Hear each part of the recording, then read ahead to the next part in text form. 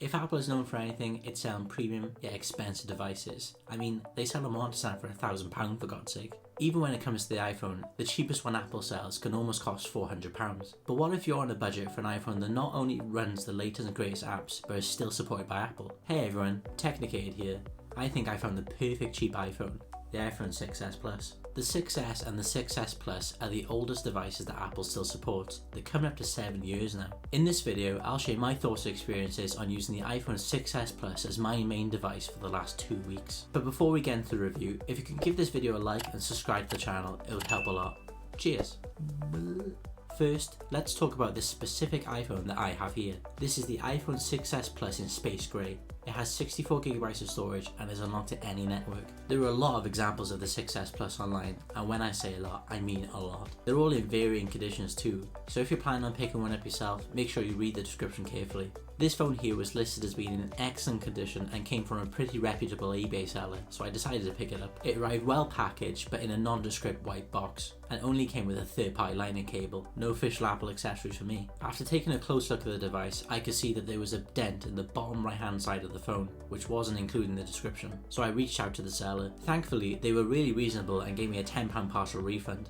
That means I managed to snag this iPhone for only £90. The phone was running at iOS 14 out of the box, but that was easily upgraded to the latest version available. I also made sure to check the battery health. It was reported that it was 82%, not bad for a 7-year-old phone, but not too great either. So I took my SIM card out of the Pixel 6 and plopped it straight into the 6s Plus. For the first few days, the battery was just insane. I could pretty much see the battery drop in real time. It would drop between 10 and 20% in a matter of seconds, but then when I got to 1%, it would just last hours. I decided that I really didn't want to use the phone like this for 2 weeks, and it only cost me £90, so I decided to go to the Apple Store and get them to replace it for me for just £49. I went to the Apple Store, the appointment was super easy to book and it only took an hour. I could have done this with an iFixit kit, as they only cost about £27.50, but I have Lego hands when it comes to this stuff and I just would have absolutely destroyed the phone. So that means, all in, the iPhone 6s Plus ended up costing me only £139. That's not bad for an iPhone.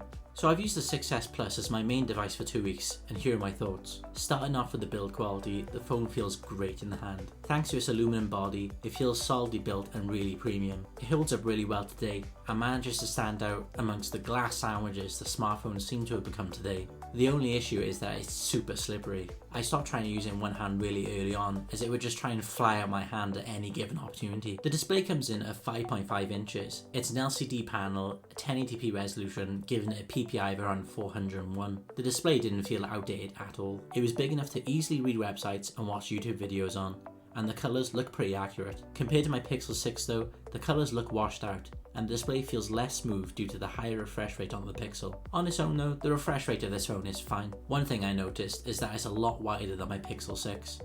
Most modern smartphones have a narrower and taller aspect ratio compared to the more traditional 16:9 on this 6s Plus. Really, it didn't make much of a difference when I was actually using the phone, and if anything, it meant that YouTube videos actually fit the entire display.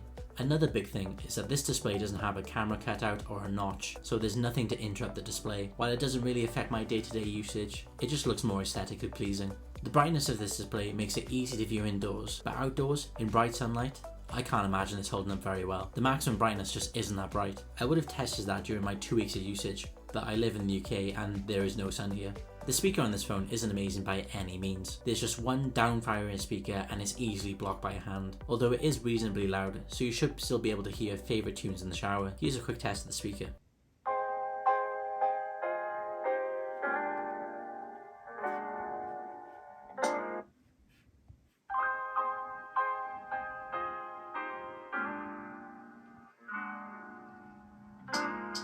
Thankfully, the 6s Plus uses a lightning port just like any other modern iPhone. That means I could just use one of the random lightning cables lying around. I didn't think too much of the charging speed though. While I usually charge my phone overnight, I actually forgot to one night and had to charge it during the day. I left it on charge for an hour and it went from 40% to 70%.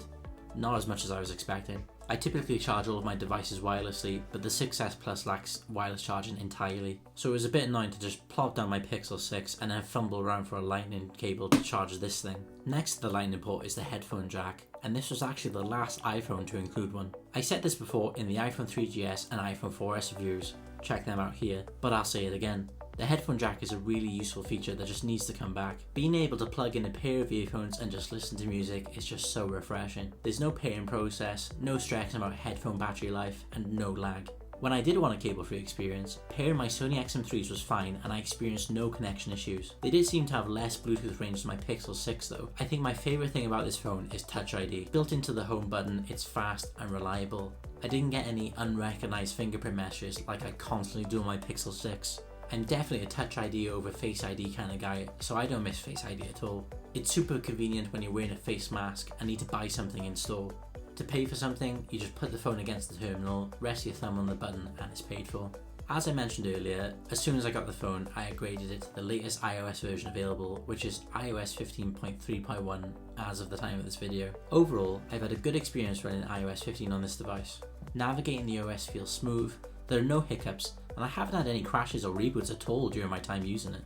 One thing I will say though is that it's not as fast as a modern iPhone when it comes to opening apps. Apps work slower in general, taking longer to open and load new content. Apps also need to be started from scratch more often. I'm assuming due to the fact that the phone only has 2GB of RAM. It usually means that if I opened 3 apps and went back to the first one, it'd be loaded entirely from scratch. It's not a huge issue, but when you're trying to multitask, it can get quite annoying. One issue I did have was when I was trying to listen to music on YouTube Music and then trying to open another app in the background. While the new app was loading, the music would stutter for a couple of seconds. Speaking of apps, this phone runs all the latest and greatest versions of my favourite apps. Twitter, Reddit, YouTube, and Google Photos all download fine from the App Store. I even managed to download TikTok, but the performance issues were highlighted even more here. It takes way longer than my Pixel 6 to load up, which is especially annoying if a friend is sending me the latest spicy memes and I need my fix ASAP. In terms of Apple ecosystem stuff, while I don't have a pair of AirPods to test, a quick Google shows that they should pair and work perfectly fine. It worked well with my iPad Pro. iMessages came up on both devices, airdropping was a breeze, and handover works seamlessly. So I'm the kind of person that always has to have their phone hooked up when they drive. My car has wired Apple CarPlay, and I'm actually surprised how well it worked. When using apps on Apple CarPlay, they were even more responsive on Apple CarPlay than when I was using it on the phone itself. Try saying Apple CarPlay 3 times fast. Apple CarPlay, Apple CarPlay, Apple CarPlay.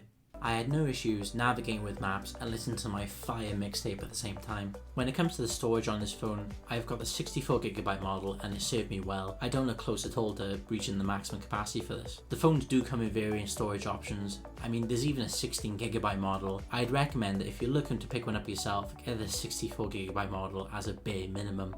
Modern apps are getting bigger all the time and it helps you keep this phone for longer. So after getting the battery in this phone replaced with a brand new one from Apple, it routinely saw me through a whole day of abuse. I'd usually end the day with about 3 hours of screen on time and then with about 40 to 50% battery life. My use case is a mixture of social media apps like Twitter and Reddit, some YouTube watching in there as well, and a lot of music from YouTube Music. There's also some web browsing, emails and messages chucked in there, but overall I've got a pretty light use case for my phone. If you do anything more demanding like playing games, I'd imagine that you'd end the day with a less battery percent, but it still should manage to get you through a whole day. Speaking of gaming, I'm not a huge mobile gamer, but I did try some out for this review. I downloaded Genshin Impact on this and tried to play it, but man, did it struggle. The phone also got really warm to the touch when running this game. Loading screens seemed to last forever, and gameplay was not the smoothest. I would not recommend this phone for intensive gaming sessions. Less demanding titles like Solitaire and Final Fantasy V work perfectly fine though, so if you're a boomer like me, you'd be fine. The last thing I'll touch on is the cameras. I quickly found out that the cameras on this phone do not hold up well to modern smartphones. The rear camera is a respectable 12 megapixels, but compared to the Pixel 6, the pictures are darker and less detailed. It's also slower to take pictures, so trying to take pictures of anything that moves results in a blurry picture. Here are some examples.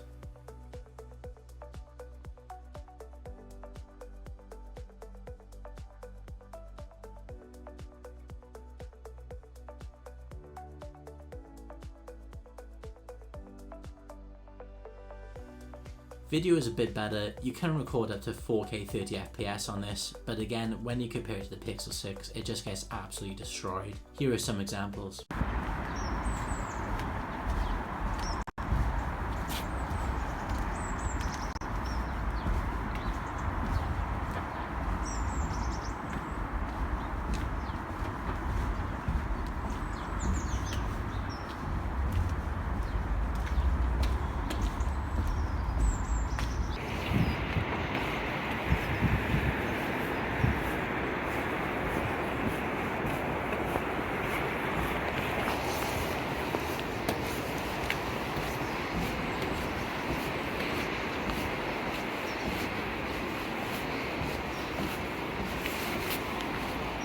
front-facing camera doesn't fare much better either. It's only 5 megapixels and can only record up to 720p. I would only recommend using this for FaceTime. I know it's like being a dead horse at this point, but compared to the Pixel 6, it just gets absolutely destroyed. I should probably just title this video Pixel absolutely destroys iPhone or something, get some clickbait in there. For me, the cameras were the biggest obstacle trying to use this as my main device. I'm not a camera guy by any means, but now I've got a 4-month-old daughter, the cameras on my smartphone are more important than ever. So because of this, I did actually end up carrying my Pixel 6 around with me just to take pictures. So that was my experience of using the iPhone 6s Plus as my main device for 2 weeks. Overall, I would say the experience was fairly positive, and I'm actually surprised that a 7-year-old phone can run this well. I actually owned one of these when it came out, and I really enjoyed being able to use it again. So would I recommend getting one? Definitely. Just remember that if you plan to buy one, make sure you read the description and buy from a reputable seller. Oh, and also get the battery replaced. It really did transform the experience for me. So let me know in the comments what you thought of this video, give the video a like and subscribe to the channel.